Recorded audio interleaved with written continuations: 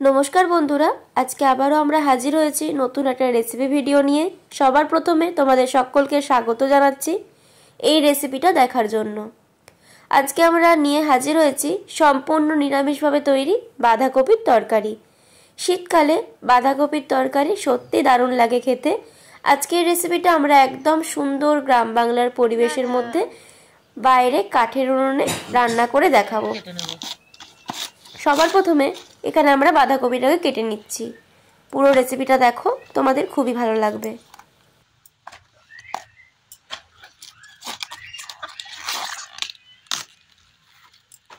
পাতাগুলো ফেলে দিয়েছি, এবার বাঁধাকপিটাকে কেটে নেব।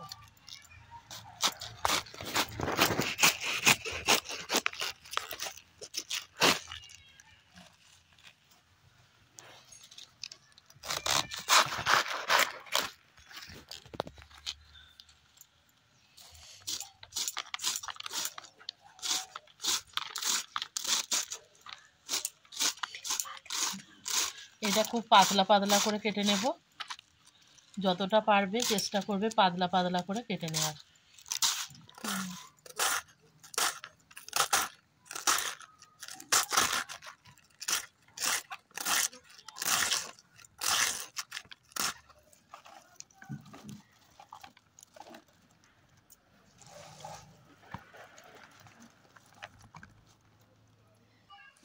এখানে সমস্ত বাঁধাকপিটা দেখো কেটে নিয়েছি, আর বাঁধাকপিটা আমি এইরকমভাবেই কেটেছি, খুব পাতলা পাতলা করেই কেটেছি। এবার বাঁধাকপিটাকে আমি তুলে নেব। এর থেকে বেশি পাতলা করলে বাঁধাকপিটা একদম গলে যাবে, তার জন্য এইরকমই রেখেছি।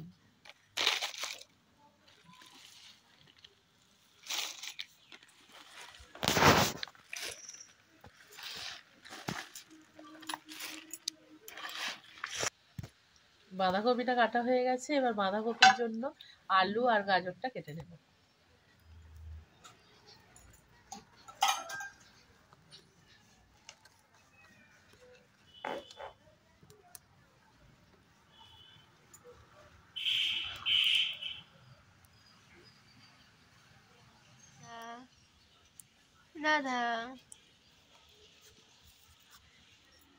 উনান খুব ভালোভাবে ধরে গেছে, এবার উনানের মধ্যে বসিয়ে দেব কড়া।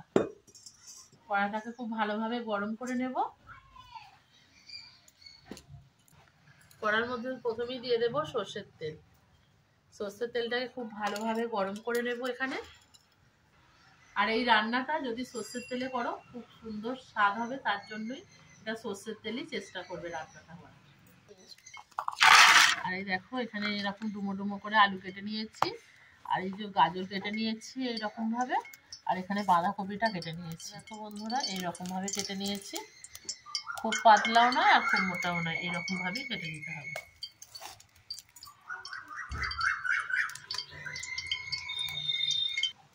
তেল এখানে খুব ভালোভাবে গরম হয়ে গেছে।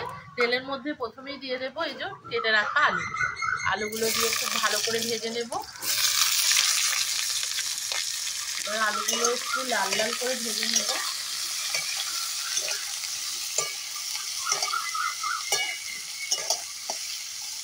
এখানে আলু আর গাজরটাকে খুব ভালো করে ভেজে নেব। এবার আলুর মধ্যে দিয়ে দেব গাজর।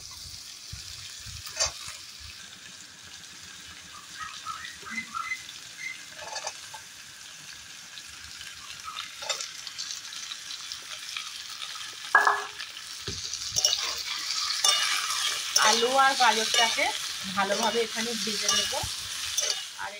আর দেখো বন্ধুরা এখানে গাজর আর আলুটা খুব সুন্দরভাবে ভাজা হয়ে গেছে, এবার এগুলোকে আমি তুলে নেব। তোমরা প্রথম থেকে শেষ পর্যন্ত পুরো ভিডিওটা দেখো বন্ধুরা, তোমাদের খুবই ভালো লাগবে।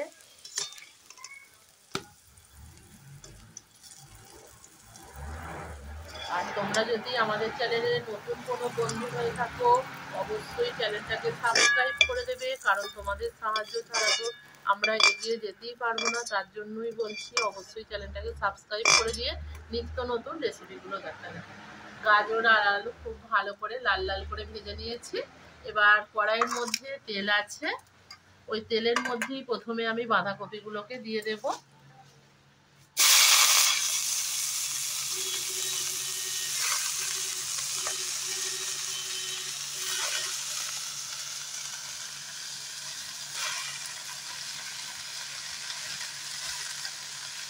এখন যেহেতু শীতের টাটকা বাঁধাকপি, তার জন্য বাঁধাকপিটাকে আমি আর ভাপালাম না।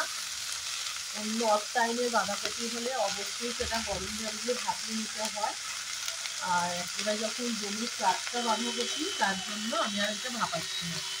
প্রথমেই বাঁধাকপিটা কড়ার মধ্যে দিয়ে এটা ভালো করে একটা ঢাকা দিয়ে দেবো, তাহলে দেখবে বাঁধাকপিটা খুব তাড়াতাড়ি কমে যাবে। 2 মিনিট ঢাকা দিয়ে রেখেছিলাম, এবার 2 মিনিট পরে এটা খুলে একটু নেড়ে দেবো। আর দেখো বাঁধাকপিটা কতটা কমে গেছে। এবার একটু নেড়ে দেবো বাঁধাকপিটা। দেখো কতটা জল বেরিয়ে গেছে বাঁধাকপি থেকে। বাঁধাকপিটাকে ভালোভাবে নেড়ে দেবো একটু, আবারও ঢাকা দিয়ে দেবো, দিয়ে বাঁধাকপিটাকে খুব ভালো করে ভেজে নিয়ে ফিরে আসছি। এবার আমি ঢাকাটা খুলে নেব। দেখো বাঁধাকপিটা সুন্দরভাবে এখানে ভাজা হয়ে গেছে, আর কতটা বাঁধাকপিটা কমে গেছে। দেখো বাঁধাকপিটা খুব ভালোভাবে ভাজাও হয়ে গেছে। এবার আমি বাঁধাকপিটাকেও তুলে নেব। তুলে নিয়ে রান্নাটা শুরু করব। আলু আর গাজর ভেজে নিয়েছি, আলু আর গাজরের মধ্যে বাঁধাকপিটাকে তুলে নেব।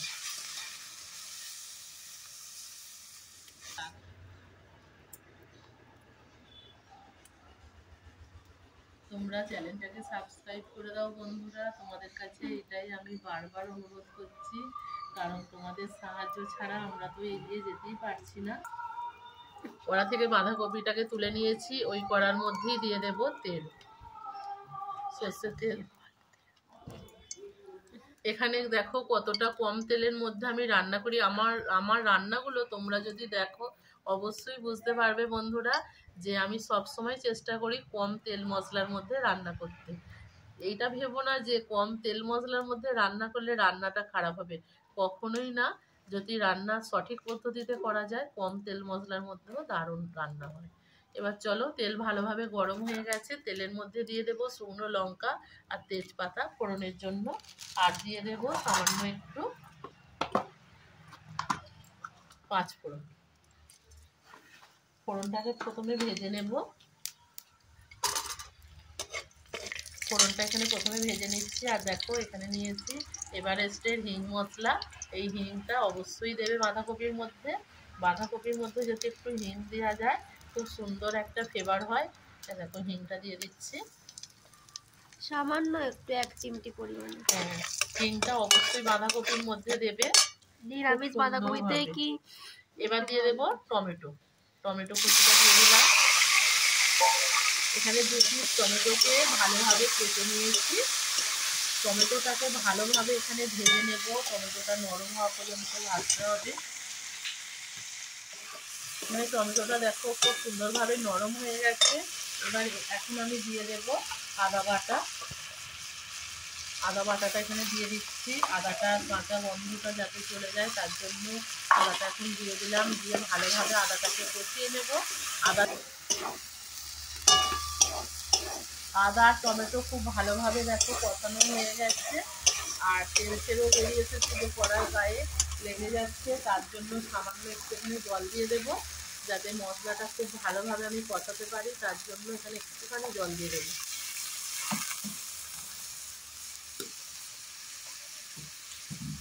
এবার জলটা দিয়ে ভালোভাবে এটাকে ভেজে নেব। আর এবার এখানে দিয়ে দেবো শুকনো মশলা কিছু, হলুদ গুঁড়ো 1 চামচ, লঙ্কার গুঁড়ো 1/2 চামচ, আর দিয়ে দেবো জিরের গুঁড়ো সামান্য একটু, 1/2 চামচ মতন জিরে গুঁড়ো দিয়ে দিলাম। আর দিয়ে দেবো 1/2 চামচ ধনে গুঁড়ো। দিয়ে ভালোভাবে মশলাটাকে কষিয়ে নেব।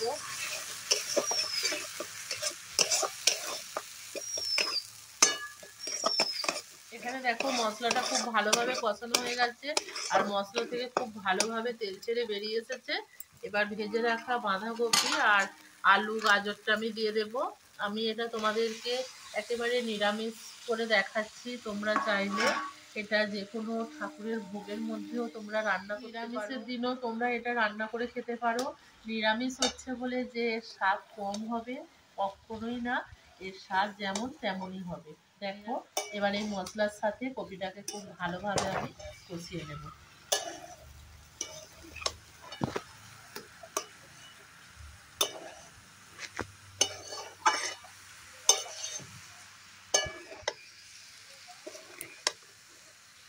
এখানে নিয়ে নিয়েছি মটরশুঁটি। মটরশুঁটিটা এবার এখন দিয়ে দেবো। মটরশুঁটিটা আগে দেব না, আগে দিলে মটরশুঁটিটা গলে যাবে, তার জন্য মটরশুঁটিটা এখন দিলাম।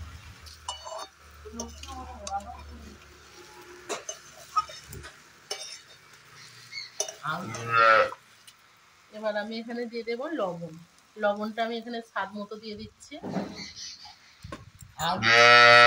এটা যেহেতু খুব ভালোভাবে আমি সবজিগুলোকে ভেজে দিয়েছি, এখানে এগুলো 80% সিদ্ধ হয়ে গেছে, তার জন্য এখানে অল্প একটু জল দিয়ে এটাকে ভালোভাবে সিদ্ধ করে নেবো, যেটা বাকিটা সিদ্ধ হতে আছে।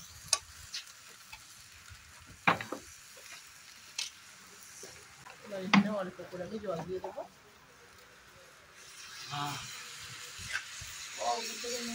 জল দেবো। এবার ভালো করে এটাকে মিক্স করে নিচ্ছি জলের সাথে। এর থেকে বেশি জল দেওয়ার কোনোই দরকার নেই, কারণ বাঁধাকপিতে বেশি জল দিলে সেটা একদম বাজে হয়ে যাবে। এইরকমভাবে অল্প করে জল দিয়ে বাঁধাকপিটাকে আমি সিদ্ধ করে নেব। বাঁধাকপিটা এখানে সিদ্ধ হয়েই গেছে। আর এবার এখানে দিয়ে দেব স্বাদ মতো মিষ্টিটা। মিষ্টিটা যে যেমন পছন্দ করো সেই রকম বুঝে মিষ্টিটা দেবে। বাঁধাকপির মধ্যে একটু এটা ঝাল মিষ্টি হবে, সেই রকম বুঝে দিতে হবে। মিষ্টিটা তোমরা তোমাদের মতন করে দিয়ে দেবে।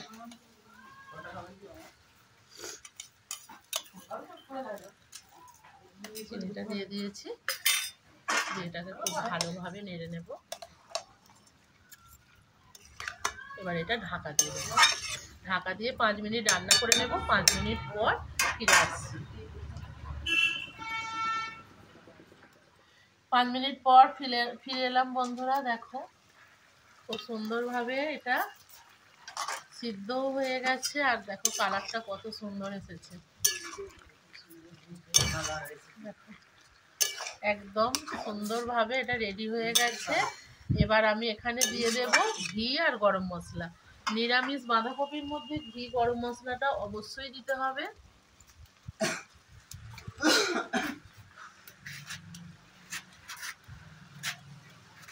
এখানে দিয়ে দিচ্ছি 1/2 চামচ ঘি।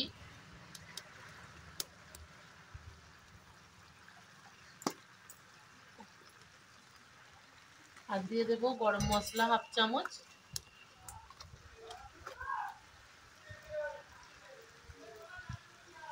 হাফ চামচ গরম মশলাও দিয়ে দিলাম। দিয়ে এটাকে খুব ভালোভাবে মিক্স করে নেব।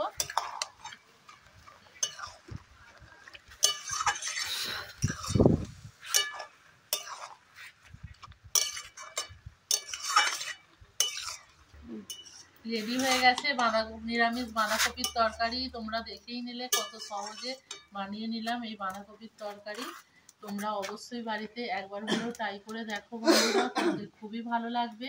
আর আজকের রেসিপিটা যদি ভালো লাগে অবশ্যই লাইক কমেন্ট শেয়ার করবে। আর তোমরা যদি আমাদের চ্যানেলে নতুন কোনো বন্ধু হয়ে থাকো, চ্যানেলটাকে অবশ্যই সাবস্ক্রাইব করে দেবে। নিত্য নতুন রেসিপিগুলো দেখো, তোমাদের খুবই ভালো লাগবে। তাহলে চলো এবার বাঁধাকপিটাকে নামিয়ে নিই। তো তোমরা তো দেখেই নিলে বন্ধুরা যে কত সহজে আমরা বানিয়ে নিলাম বাঁধাকপির তরকারি। আসলে বাঁধাকপির তরকারি আমরা কম বেশি সবাই বানাতে জানি, কি তাই না? কিন্তু আমি কিভাবে বাঁধাকপির তরকারিটা বানাই সেই রেসিপিটাই তোমাদের সাথে শেয়ার করলাম।